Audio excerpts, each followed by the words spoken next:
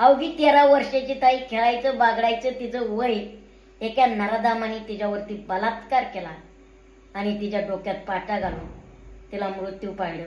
त्या गुन्हेगाराचं मी प्रथमतः त्या नराधामाला भावपूर्ण श्रद्धांजली वाहतो.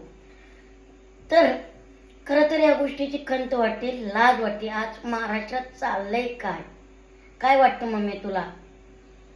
मला तर एकच म्हणायचं बाबा, आता ही मुलींनी वागायचंच कसं?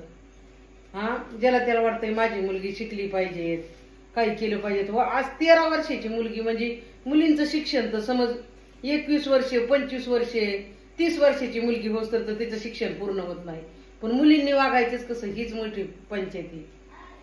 तुला माहिती आहे छत्रपती शिवाजी महाराजांच्या काळात एक किस्सा घडला होता की त्या पाटलाने त्या स्त्रीवर नजर टाकली होती. नुसती नजर टाकली होती तर त्याचा हात कलम केलं होतं, पाय कलम केलं होतं. आणि आज त्यांच्याच महाराष्ट्रात जर अशी गोष्ट होत असेल तर स्त्रियांनी वावरायचं कसं? मी तर म्हणतोय त्या नराधामाला, तसं त्या नराधामाला सुद्धा तशीच फाशी व्हायला पाहिजे. काय वाटतं? आणि ती फाशी बी कशी चौकात व्हायला पाहिजे, अशी चोरून लपून नाही. म्हणजे दुसऱ्याला तरी खंत वाटन की बाबा नको, ही आशेने याचं केल्यावर असं असं होतंय. ती दखल घेतली पाहिजे पोलीस प्रशासनाने. आज आमची मम्मी सुद्धा 3 मुलींची आई आहे. काय वाटत असेल त्या आईला विचारा जरा, आईच्या व्यथना बघा. माझ्या तर पोटातच सांगितल्यापासून मला नुसतं कस तरीच वाटत आहे की काय करायचं ते आई बापाने. म्हणजे कुठेतरी बघा ना, मुली जन्माला घालणं पाप वाटतंय का? का मुलींना जन्माला येऊन द्यायचं नाही? अरे लाजा वाटल्या पाहिजे रे तुमच्या प्रवृत्तीच्या. आणि आमच्या मम्मीने म्हणलं तसं तुमच्या पोटी मुली बाळ आहेत का नाही. म्हणून मित्रांनो, ही रील नाही तर ही रिअल परिस्थिती आहे. असं जर वागायचं म्हणलं तर महिलांनी समाजामध्ये वावरायचं कसं? काय मम्मी?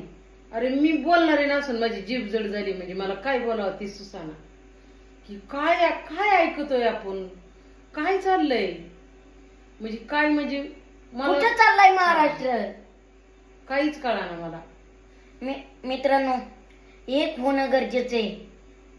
आणि त्या नराधामाला पोलीस प्रशासन तर सरकार पुढं झुंड झाले, पण आपण सगळ्यांनी त्या नराधामाला फाशी देणं गरजेचं आहे.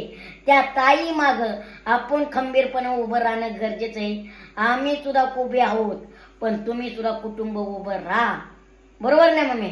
बरोबर. आता येऊ लढा श्री शक्तीचा नव्हे तर हा लढा अख्ख्या महाराष्ट्राचा आहे.